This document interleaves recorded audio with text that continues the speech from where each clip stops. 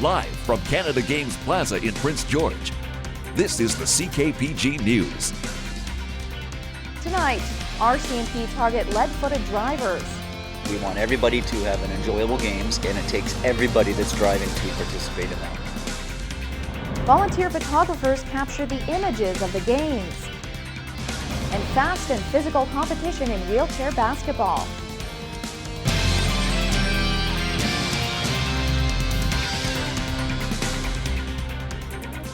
Good evening and thanks for joining us. We're taking you now to our Pine Centre Mall live cam overlooking Canada Games Plaza, where people are starting to gather for tonight's festivities, and of course where we're broadcasting live to bring you today's stories. With thousands more people in town these days, local RCMP have made a plea to motorists. Police are asking drivers to slow down. Police have increased resources both within the city of Prince George and on highways. These efforts are to ensure that all athletes, coaches and visitors arrive to their Canada Winter Games destination safely. It's hoped this event will be a positive lifelong memory for all attending. We need people to slow down around venues. There's obviously more traffic in town too, so slow down and make sure that you're not putting anybody at risk. We don't want any athletes going home with any bad stories, any traumatic stories, or going home, heaven forbid, in a coffin or another means. We want everybody to have an enjoyable games, and we want them to do so safely, and it takes everybody that's driving to participate in that. Whether it's short track speed skating, gymnastics or freestyle skiing, the Canada Games have seen lots of people turn out to support the athletes. Out at Tabor Mountain today, there was a great presence of Saskatchewan fans. They cheer on every athlete racing down the hill, but a little louder for the ones from Saskatchewan. Carloads of prairie folk made the trip to Prince George. Lockerbie in the red course. We're there. Prince George has done a hell of a job. It's great. Their home province isn't known for its mountains, so this crew is used to traveling. In the dual moguls competition, there were thrills and spills. Fun, kids have fun and nobody gets hurt, and they meet more people, and it's for the kids. This whole thing is about the kids. For freestyle skier Lauren Ryan, the support made a real difference. Big points this day. We're coming down the run and you can definitely hear them cheering your name, and it means a lot because we don't have a big team. So when we come out here and we have such a large cheering squad, it's really great. The crowd is almost like the pulse. It is like if you can get the crowd going, the athletes feel it, they want to do better, they want to perform, and the bigger the crowd, the bigger the fun the athletes have here. So more spectators equals more fun for everybody. The announcer has seen plenty of winter games. He says Prince George's spirit is contagious. We're going to do a little bit of a roll call here. I always do a roll call to see who's here, to see which province will, be the loudest and all the rest of it. Obviously, BC, the home province, is great, but Yukon's been amazing. Nova Scotia's been ridiculous, so it's been just a great time. Fun and memories long after the competition is done. Camille McDonald, CKPG News. Everything from motor pool drivers to equipment keepers, there are thousands of different volunteers for the Canada Games with various duties. Among them, a small legion of shutterbugs taking pictures over the next 2 weeks. You hear it everywhere these days, the sound of shutters at all the different venues. A big part of that is the 50 volunteer photographers in the city brought in specially for the Canada Winter Games. We did a screening process where it was basically like an application, and they would fill in their skills that they had, and they would also submit 5 photos that we could look at and kind of take an idea of what they've got for skills. And then we would also sit down with them or over email and just kind of process each person. Giles Palmer has been here since May. The Canada Winter Games is a dream come true venue for photographers, especially those with a love of sport. I'm all about the skiing and the snowboarding. So snowboarding is happening next week, and I've been at the Tabor Mountain and Purdon Mountain for the last couple of shifts, and I love them. The freestyle skiing, the slope style and the big air is just so inspiring to watch because there are some kids throwing down some amazing tricks. The photos taken over the course of the games are gathered into a central pool for use anywhere in the world. It's heaven to a freelancer like Giles. A number of photographers come from Prince George and the immediate area, but having them all work together with a common purpose has created a whole new family of sorts. I've only shot with a few people and sometimes the same people, and even between the photographers and the media coordinators, it's been really tight-knit as well. They've been really helpful and everyone's just been great. I've met so many people that I wouldn't have met otherwise. Those interested in checking out the works of these shutterbugs and others can go to the Canada Winter Games website. Cheryl Jan, CKPG News. The good news story of the day is brought to you by Northland Dodge, leader in community support with over $3 million to local charities. We are number one because you're number one. So far, dozens of athletes have been decorated with medals. Each one is also handed a small bouquet. Volunteers from a local addictions treatment center have been taking pride in making them and doing their part for the games. Can I see the top? You know better, Brendan. I never pictured myself arranging bows, no. Never in my life have I thought that I'd be wrapping little bits of cedar around a pine tree. But that's what they're doing. Hundreds of bouquets, every one handcrafted. Everyone's a unique, different piece, made from a different person with their own styles and flares. Conversations have been a little lively at times. The coffee is always flowing, and it's been a very good time. It puts a smile on my face every day. Florist Monica Peacock invited these men to join her. Just outside Prince George, the Baldy Hughes Therapeutic Community is a place to recover from addictions. This was something to help out, give a little pride. Giving back to the community is a big issue, and it is for any kind of recovering process. You need to be able to be honestly happy about giving back, and that's what they're doing. She wants to do everything she can to support their recovery. My dad was a chronic alcoholic, a severe alcoholic, but a damn good man inside. But at that time, when you go back 40, 50, 55 years, that was classified as a desire to get drunk, not a disease. These little pine seedlings are more than just bouquets. And they'll be able to tell their future kids and grandkids, and eventually this tree can grow large, and they could, it'll always be a memory of the time they came to Prince George for the Canada Games. Their work in the hands of Canada's top young athletes, a way to be a part of it. Camille McDonald, CKPG News. Camille McDonald joins us now with a first look at the weather forecast. And Camille, it's been another gorgeous sunny day in Prince George. So nice of you to bring the visitors all this sunshine. I do my best. Thank you, Aileen. Yes, a gorgeous day up at Tabor. I was there earlier for the last freestyle ski competition of the games. So exciting to see all of the athletes and their cheering sections. You saw my new friends from Saskatchewan, so I feel like an honorary member wearing my green here tonight. So let's take a look at the crowd here at Canada Games Plaza thanks to our Pine Centre Mall live cam. We are so pumped to be broadcasting live from the plaza every weeknight, and it really is exciting to see so many people joining us down here where all the action is. Yet another mild day in Prince George. Up at Tabor, I barely needed gloves. Steer not, still not. The party is just getting started, and I'll be back a little bit later on with all of the details on our local weather forecast. All right, thanks, Will. It's going to be another great night. Coming up next on the CKPG News, more downtown businesses are putting time and money into improving the appearance of their business. Plus, a little later on, Catherine Hansen will join us with tonight's entertainment report and a feature on the Clayley Tenay Pavilion.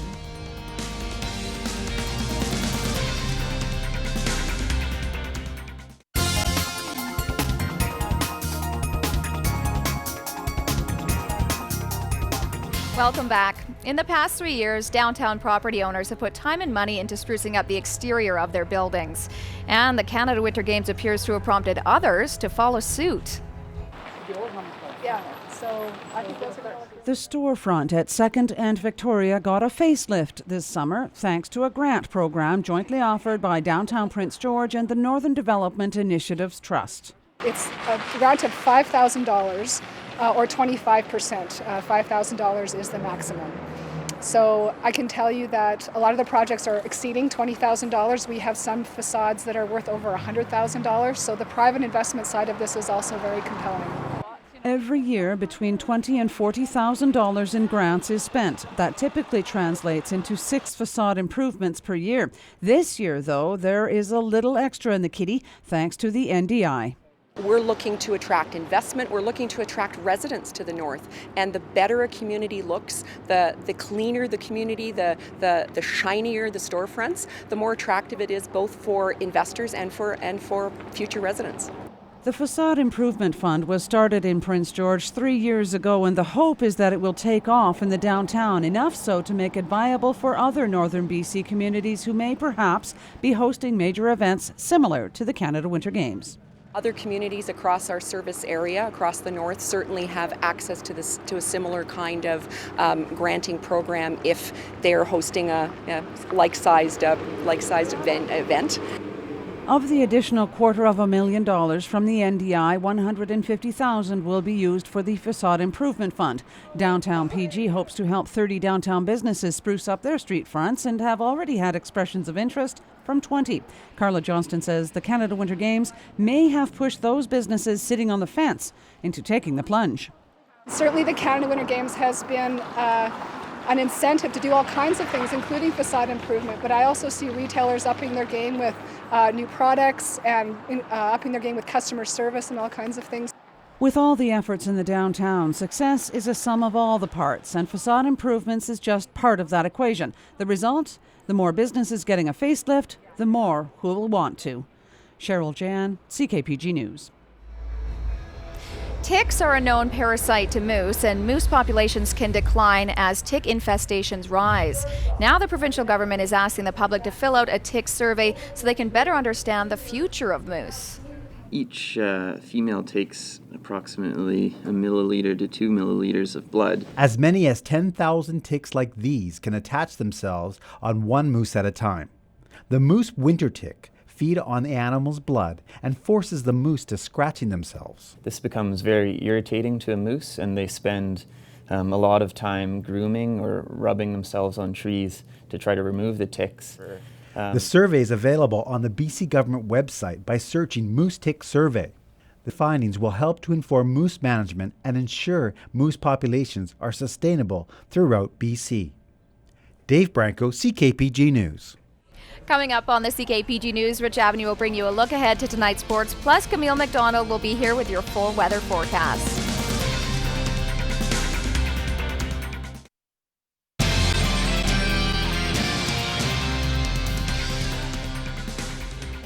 Welcome back to our live broadcast at Canada Games Plaza. I'm joined by Camille McDonald and, of course, Rich Abney, who will be bringing you your look ahead to tonight's sports.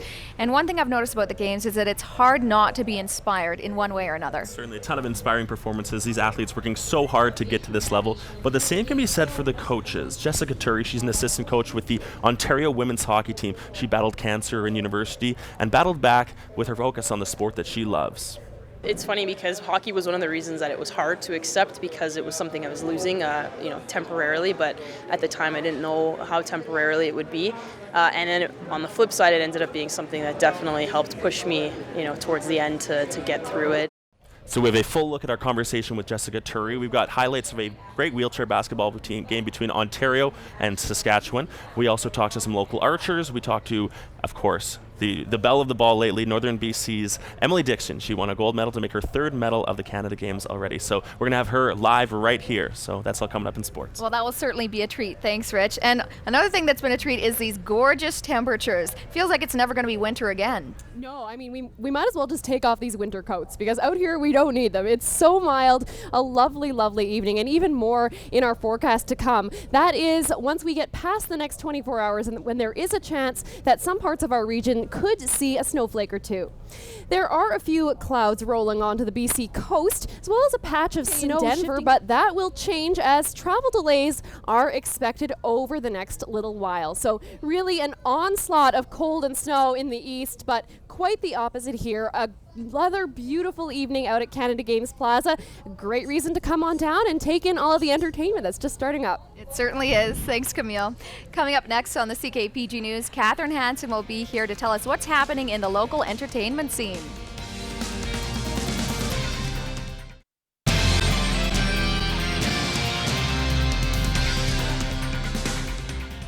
Welcome back. Catherine Hansen joins us now with your nightly entertainment report. And as always, tons to see in Prince George downtown tonight.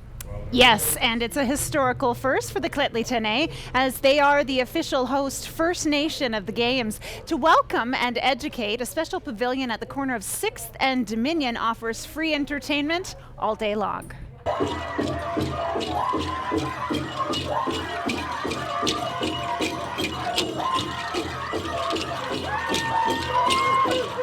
Donnie Mack enters the Kitley Pavilion in full regalia. The experienced powwow dancer is here to share his dancing and life experiences. I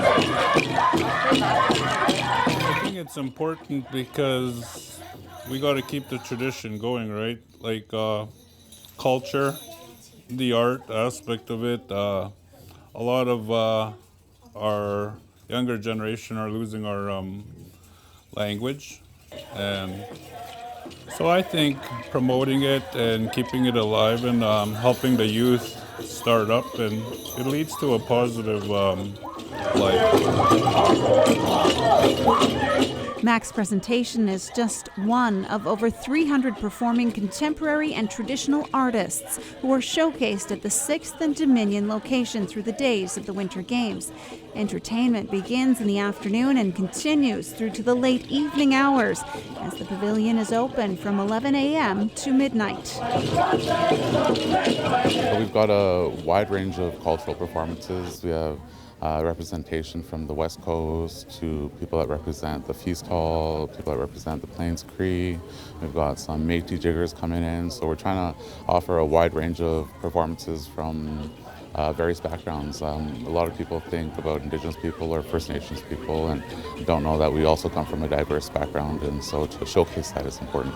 The hope is to educate visitors to Prince George and residents alike about the culture and tradition of the Kitley and other First Nations. I think it's really important because a lot of people that live in Prince George really don't understand, they think it's Prince George, but they don't understand that it's also the traditional territory of the Kitley, and it's important to get to know and learn from one another and be able to live in a community that we share. My name is Donnie Mack. I come from Onion Lake Cree Nation in Saskatchewan.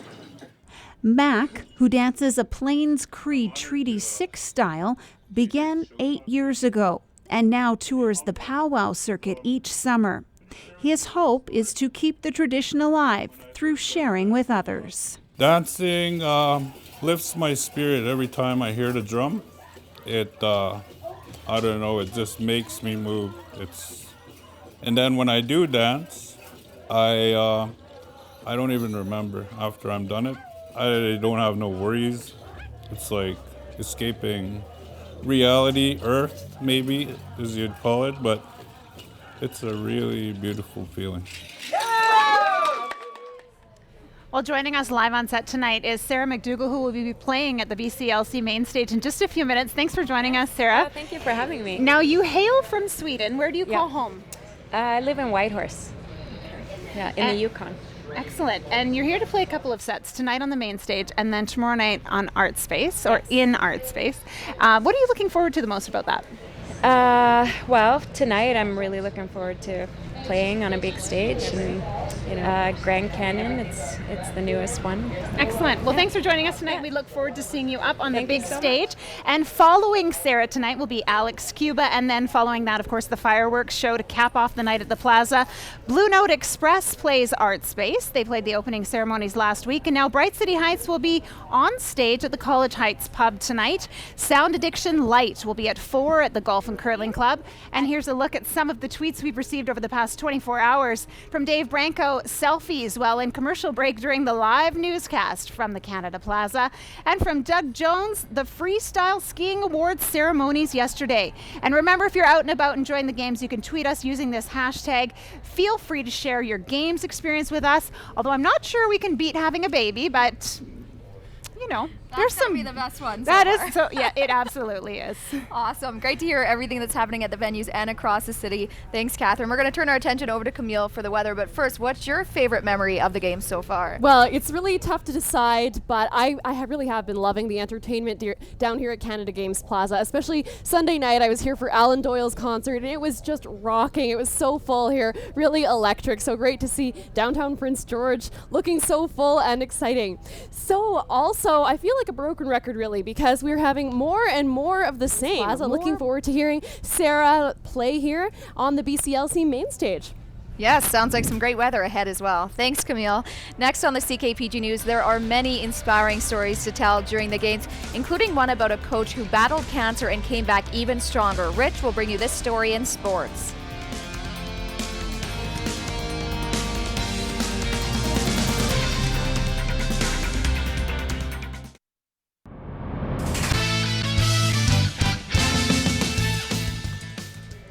Welcome back. Rich Abney joins us now with sports, and we're about halfway through the first week, but already plenty of inspiring stories. Some amazing stories for sure. A lot of these athletes have worked so hard and battled through so many hardships to get to this level, but the same thing can be said for the coaches. Jessica Turry is the assistant coach for the women's hockey team in Ontario. She was diagnosed with cancer while playing hockey at the university level, and she battled through with her eyes on the sport she loves.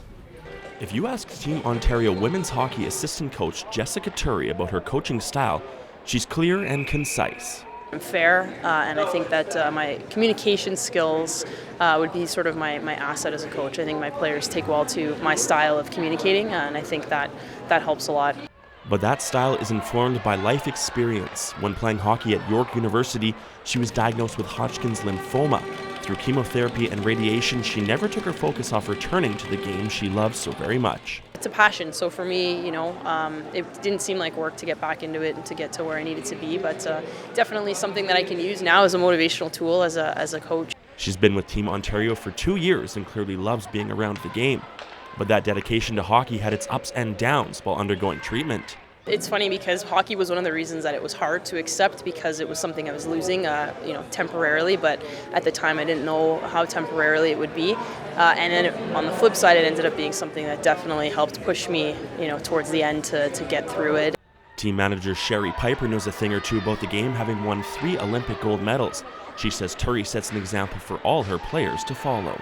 You don't know what's going to happen later on today, tomorrow, next week, next month. And, seeing Jess's story, it's just take every day as it comes, work hard. You have to earn everything and not take things for granted. I'm able to draw on that experience and just talk about adversity and hardships and overcoming things and, give it, a really personal touch. And I think the players really feed off of that. So let's take a quick look at the updated medal standings. Quebec leading the way with 12 golds to make 29 total. Ontario next with 8 gold for a total of 22. Our BC team 7 gold with a total of 21 on the day. Alberta next with 20 total. And Saskatchewan coming 5th with 9. And speaking of our medal total, who do I have here? If not the belle of the ball, Northern BC's golden girl, not 1, not 2, but 3 medals in the last 4 days at the Canada Winter Games. It's Emily Dixon, our Northern girl. Thank you for being here. Oh, thank you for having me. You brought your hardware. Maybe I brought them, yeah. Yeah, introduce these medals and what event you won them in. Well, I started off with the 12.5 kilometer individual race, and that was my first medal. Was a bronze, and and then next up, I worked my way up to the gold. So silver was yesterday's race, the 7.5 kilometer sprint, and today was gold in the pursuit, 10 kilometers. Now, speaking of that race, for those looking at the times at home, Emily won by 0.8 seconds, I believe, against the second person. Run us through the race. What was running through your mind and how that happened? Well, it started off pretty well. With the pursuit start, it was a 5 second interval start. So I started off 5 seconds behind Lilani Tembenberg, who was the winner yesterday. And so that time isn't given back at the finish line. It's first across the finish line wins. So the first couple laps we were skiing together. My first 2 shooting bouts, I went prone, and it started off well. I hit 4 and 4, so I was up to 8 for 10. And then it got to standing, and I had a little bit of issues in the first standing. I missed 4, which is not ideal, far from ideal actually. And I just at that point I turned on the jets skiing, and I knew I could still be in it. Yeah, because with the pursuit, it comes down to the last shooting. Nothing's final until that last shooting's done. So last shooting, I came in, cleaned that, and I looked up and saw her just taking off up the hill. So it was close. I followed her in started off the lap right behind her and caught her about halfway through. Tried to stick in the front, and it came down to a sprint finish. And as you can see here, I got it. Perfect. Unbelievable. Now, you heard the support behind us chanting for Emily. Let's talk about that northern support. What it's like to have all these local folks cheering you on. It's amazing. I mean, I've done a few international competitions. I've been to a few national competitions, Canadian nationals. But to have Canada Winter Games here is such a great atmosphere, such a big support crew. I have a lot of people who normally wouldn't be able to travel and watch my races, and to have this high level of sport and to have everyone here cheering me on, it was such a great feeling, and really, it helped me for sure. It really helped me push that extra little bit out on the course, I'd say. Yeah, you're a Burns Lake girl originally. You moved up here. You go to the sports school. How much does something like that help you, having a high level training facility? Oh, it's been amazing the last couple of years. The improvements out at Otway, they have such a dedicated staff that have put so many hundreds of hours into that facility. It's world class now, so that has been amazing. And Canadian Sports School has also been a huge part of my improvement over the last couple of years. I had some great trainers up there working on this more of the strength side of things, and it's an individual sport, but it's definitely a team helping me earn every one of these. So. Sure. Now, one of the memorable moments from the 2010 Olympics was John Montgomery chugging a beer after his big gold medal winning performance. We can't do beer. Emily's just 17, but we have lined up some 1% milk. So shall we? Look at this. Let's enjoy this. Maybe get a cheer from the crowd. Cheers to you. All right. Go for it. She's drinking the whole thing. That's unbelievable. 3 medals for Emily Dixon at the Canada Winter Games, and she finished it off. Cheers to you. Now, come on. Sorry. We're going to change gears real quick. Have you been to wheelchair basketball? I haven't. It's No, unbelievable. It's yet. speedy, it's powerful, it's gritty, and you're really missing out if you don't head down to Duchess Park. We've got highlights from a game between Saskatchewan and BC right here. There's Saskatchewan's Nick Gonchin, maybe the best player in the entire tournament, and local boy Alvar Harris wearing the blue of Team BC. He's well known, but also an elite. But Saskatchewan way too much in this one as Gonchin corrals the rebound and gets the putback. They beat BC 76-37.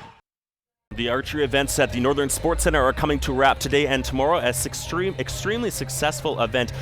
Big crowds, the largest crowds a lot of these archers have seen in their lives. A lot for the local archers, Tony Proctor and Maya Schoenberg. We spoke to Schoenberg about her journey to get to the Winter Games and more. This is a great experience for any athlete to make it to these games. She shot hard for over a year to get here. Turned in scores from local events, everything registered with judges and everything else to make the team. Well, the local archer had to work extremely hard just to make the games team, but felt the support from the Silvertips, who happen to be the biggest archery club in the entire province. We talked to Maya about facing stiff competition, her crazy Winter Games experience, and dealing with the craziest crowd any of these archers had ever seen in their competitive careers. You'll have competition here, whereas up here I'm in my own category by myself, so I don't really have anyone else to compete against. It's pretty awesome having my family, some of the members from Silvertip Archers. They're all up here cheering in the stands. Definitely unique and kind of overwhelming because you couldn't hear anything but screaming and yelling and the clappers. So lots happening, an exciting day, and how great is Emily Dixon? See her finish that milk? Unbelievable. She is great. Yeah, incredible. Anyways, there's your sports. Thanks, Rich. When the CKPG News continues, Ben & Jerry's has launched a new ice cream flavor to honor Jimmy Fallon.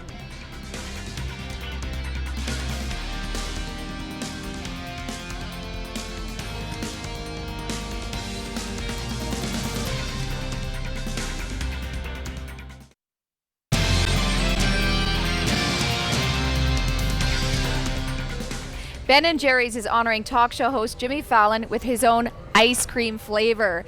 The Tonight Dough, starring Jimmy Fallon, features chocolate and caramel ice creams, chocolate chip and peanut butter cookie dough, and a crunchy chocolate cookie swirl. If that ice cream description made you hungry for some tasty snacks, there is plenty to be found here at Canada Games Plaza. Look at Camille's already found some mini donuts. Yes, it's been incredible willpower to not eat these over the last few minutes, but big thanks to Birdie's Donuts for sharing these with us. And I have some milk left over from my embarrassing milk chugging performance. I'll dip that while we do this. Game of the night, female hockey quarterfinal, Nova Scotia taking on Ontario, 7 o'clock, down to the CN Center. Go cheer on the girls. Looks like tonight there is a chance of flurries into tomorrow morning, and then it's looking like another sunny, mild day. Even more of those in the future. Thanks so much for joining us, and have a great night. Take care.